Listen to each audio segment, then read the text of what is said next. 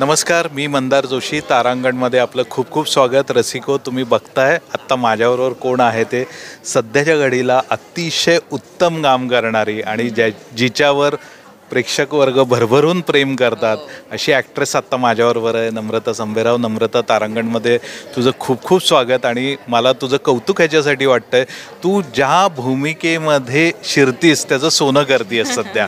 आणि ज्या निमित्ताने आज आपण भेटतोय हास्य जत्रा, तर ते गेले काही वर्ष लोक बघतायतच आणि तुझे अनेक स्किट लोकांनी डोक्यावर घेतलेले आहेत. आज काय सांगशील? नवीन पर्व आहे, नवीन सीझन आहे आणि काहीतरी तू भन्नाट पुन्हा सादर करणार आहेस. हो, म्हणजे प्रयत्न चालूच असतात. वेगवेगळं काहीतरी वेगवेगळं करण्याचा, वेगवेगळे कॅरेक्टर्स करण्याचा प्रयत्न चालू असतो. सिच्युएशन्सवर जास्त भर आहे हास्य जत्रेमध्ये, कारण प्रेक्षकांना तेच जास्त रिलेट करतं, ते आपल्या घरातलं वाटतं, आपल्या आजूबाजूचं वाटतं. त्यामुळे वेगवेगळे कॅरेक्टर्स करण्याचा माझा कल असतोच नेहमी. तर त्यासाठी प्रयत्न माझा राहणार आहे की अजून किती वेगळे कॅरेक्टर्स मला करता येत आहेत. तसे आता तसे बऱ्यापैकी करून झालेत, वेगळ्या भाषा करून झाल्या आहेत, वेगवेगळे गेटअप करून झाले आहेत, सगळं करून झालं आहे, वेगवेगळ्या लकबी करून झाल्यात. पण प्रयत्न असणार आहे की अजून वेगवेगळं काहीतरी करणार आणि अजून वेगवेगळे कॅरेक्टर्सची भर घालायची मला हास्य जत्रेत आणि माझ्या एकंदरीत पर्सनल बायोडेटामध्ये.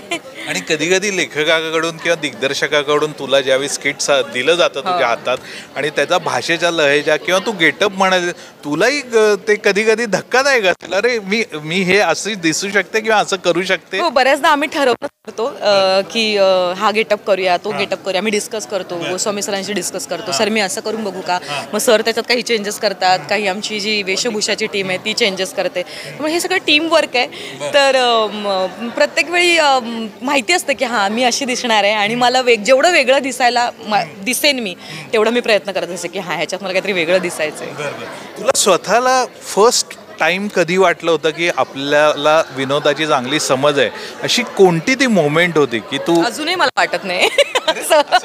नाही असं काही मनात नव्हतं की हा मला विनोद जमतो किंवा मी विनोद करीन किंवा मला विनोदात काही करायचंय किंवा मी विनोदी अभिनेत्री होऊ शकते वगैरे, असं मला कधीच वाटलं नव्हतं. मला मुळात अभिनेत्री ह्याच्यावर माझा विश्वास आहे. मग त्या अभिनेत्रीला विनोदही तितकाच उत्तम जमला पाहिजे आणि गंभीर बाजू पण तितकीच जमली पाहिजे आणि हलकं फुलकंही तितकंच यायला पाहिजे. सगळ्या छटा मला वाटतं एका अभिनेत्रीला यायला पाहिजेत आणि माझा प्रयत्न त्यासाठी होता की मला प्रत्येक पठडीचं काम करता यायला पाहिजे. मला गंभीर नाटकांमधनंही काम करता आलं पाहिजे आणि मला विनोदी नाटकांमधनंही काम करता आलं पाहिजे. तर असं मी कधीच विचार केला नव्हता की मी विनोदी काहीतरी करू शकेन. ते मला वाटतं ना घडत गेलं, ते फ्लोनुसार घडत गेलं, होत गेलं.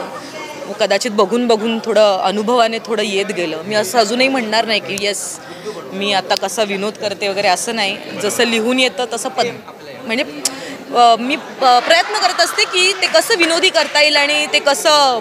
म्हणजे आमचे सर म्हणतात की विनोद करायला जाऊ नका, आम्ही सिच्युएशनच विनोदी बांधतोय. त्याच्यामुळे तुम्ही वेगळा विनोद करायला गेलात तर तुम्ही बंचुके वाटाल, तुम्ही स्मार्ट वाटाल. विनोद जेव्हा स्मार्ट होतो ना तेव्हा तो बंचुका वाटतो आणि मग तो नकोसा होतो की ठीक आहे हे जरा बंचुकेपणाकडे जात आहे. पण तसं न करता सिच्युएशनला धरून जर तुम्ही काम करत राहिलात, ती सिच्युएशन धरून जर तुम्ही परफॉर्म करत राहिलात तर तो आपोआप विनोद घडत जातो.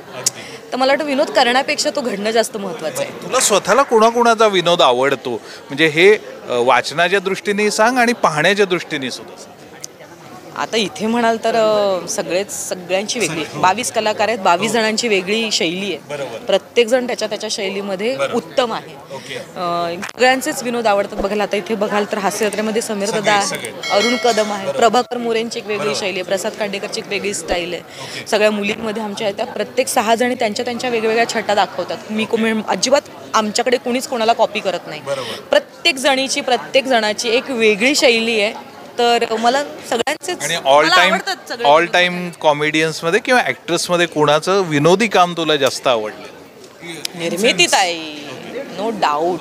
निर्मिती सावंत आहे. मला वंदना गुप्ते पण खूप आवडतात. म्हणजे जर विनोदी ढंगात जर तुम्ही म्हणाल तर बघायला भारती आचरेकर आहे. आणि मी ॲक्ट्रेसेसचं सांगते. ॲक्टर्स भरत सर आहेत, मकरंद सर आहेत, त्यानंतर सिद्धू आहे किंवा अजून उपेंद्र लिमये यांची पण एक छान हे आहे. जरा एक आम्ही एकत्र काम केलं होतं एका सिरीजमध्ये, तर त्यांची एक छान शैली आहे विनोदाची. तर त्यांचंही आवडतं काम मराठीत. आणि खरं तर हे तुझ्या करिअरच्या सुरुवातीचे दिवस आहेत, पण तू आधीच म्हणालीस की तुला भूमिकेमध्ये जास्त इंटरेस्ट आहे की कॉमेडी का काय, पण तू खूप कमी काळात तुझा ठसा उमटवलेला आहेस. नाही असं तुम्हाला वाटतंय? हा, मी प्रेक्षकांच्या पॉइंट ऑफ व्ह्यू बोलतोय. प्रेक्षकांची ज्या रिॲक्शन येतात ही खूप मोठी एकीकडे सुखावणारी गोष्ट आहे आणि दुसरीकडे तुझी जबाबदारीची जाणीव करून देणारी तुला ती गोष्ट आहे. खूप मोठी जबाबदारी खरं तर. येस, कमी काळात असं म्हणायला हरकत नाही, पण हा जो स्ट्रगल आहे हा शाळेपासून आहे. 9वीत असल्यापासून, म्हणजे 15 वर्षाची असल्यापासून मी ह्या क्षेत्रात पाऊल ठेवलं आहे. पण छोटी छोटी कामं पासिंगची जी कधी रिकग्नाइजही केली गेली नाही आहेत, अशा 15 वर्षाची असल्यापासून आज झाले जवळपास 20 वर्ष झाले मी आहे ह्याच्यामध्ये. तर हास्य जत्रेमुळे खूप जास्त घराघरांमध्ये पोहोचले, लवकर पोहोचले. त्याच्यामुळे प्रेक्षकांना असं वाटतं अरे ही कुठे होती. पण हास्य जत्राच मुळात इतक्या प्रेक्षकांपर्यंत पोहोचले, त्यामुळे लोकांना असं वाटतं हां ही आहे अशी एक ॲक्ट्रेस आहे बाबा, जिला येते बाबा थोडं काम. तर येस, हास्य जत्रेमुळे हे साध्य झालंय प्रेक्षकांपर्यंत. मागं वळून बघताना तो स्ट्रगलही खूप छान वाटत खूप छान वाटतो. मी खूप प्राऊड. एखादी अशी मोमेंट आहे का तुझ्या करिअर मधली की तू खूप डाऊन होतीस आणि कशासाठी मी हे करते असंही तुला? कधीच नाही झालं मला, कधीच नाही. कारण मला पहिल्यापासून सगळ्यांचा सपोर्ट होता. अगदी माझ्या मम्मी पप्पांपासून. आधी थोड्या पप्पांचा प्रॉब्लेम होता, म्हणजे ते नाही म्हणायचे, हे तर मी बऱ्याच इंटरव्ह्यूमध्ये सांगितलंय. पण नंतर त्यांना ते माहितीच नव्हतं हे काय क्षेत्र आहे, त्यांना माहितीच नव्हतं. त्यांनी जेव्हा पहिल्यांदा काम बघितलं तेव्हा त्यांना कळलं अरे हां हे क्षेत्र आहे, ह्याच्यात काहीतरी ती करू शकते. तर तेव्हापासून ती सुरुवात झाली. तर आत्तापर्यंत माझ्या आयुष्यात मला सगळे सपोर्ट करणारेच भेटलेत. कधीच कोणी माझे पाय पाठीमागे खेचले नाहीत किंवा कधीच कोणी मला असं नाही म्हणालं की नको करूस तू हे काम, आम्हाला नाही आवडत आहे. जर कदाचित असं कोणी म्हणालं असतं तर कदाचित मी आज इथे नसते, कारण माझा मोरल डाऊन झाला असता, माझा कॉन्फिडन्स लूज झाला असता आणि मला इतकं काम करताच आलं नसतं. पण या सगळ्या माझ्या मित्रमैत्रिणीमुळे, माझ्या कुटुंबामुळे, माझ्या नवऱ्यामुळे, सासू सासऱ्यांमुळे, मम्मी पप्पांमुळे, भावाबहिणी, या सगळ्यांमुळे ना मला वाटतं की जे काही आहे ती आज मी आहे त्यांच्यामुळे. जगभरातले चाहते तर तुझ्यावर प्रेम करतात, पण तू आता तुझ्या फॅमिलीचा उल्लेख केला, आई वडील, नवरा तुझा किंवा तुझा मित्र परिवार, नातेवाईक, त्यांच्या कशा रिॲक्शन येत असतात? प्रत्येक एपिसोड झाला की तुझा इनबॉक्स? त्यांच्यासाठी मी युज टू झाले. आता काय ते नेहमीच झालं आता त्यांच्यासाठी. हो, पण घरी बघत असतात, सासू सासरे बघत असतात, माझ्या आजी सासू आहे त्या सुद्धा बघत असतात आणि त्या मला सांगतात. तुला सर्वात वाट कुणाच्या प्रतिक्रियेची असती, म्हणजे ती तुला खूप जेन्युइन वाटते? आज माझ्या मला तो उत्तम सांगतो की हे चांगलं झालं किंवा हे चांगलं नाही झालं, असं तो मला खूप जेन्युइनली सांगतो. त्याच्यामुळे मला माझ्या नवऱ्याच्या प्रतिक्रियेची मी वाट बघत असते, कारण तो माझा जेन्युइन ऑडियन्स आहे. पण आत्ताच्या घडीला घर काम भरपूर काम करतेस तू, कसं बॅलन्स कसा साधतेस? अगेन कुटुंब, फॅमिली शिवाय, माझ्या सासूशिवाय मी काहीच करू शकत नाही. माझ्या सासू माझ्या आयुष्यात असल्यामुळे माझं सगळं काम असं सुरळीत पार पडतं आहे, सगळं व्यवस्थित चालू आहे.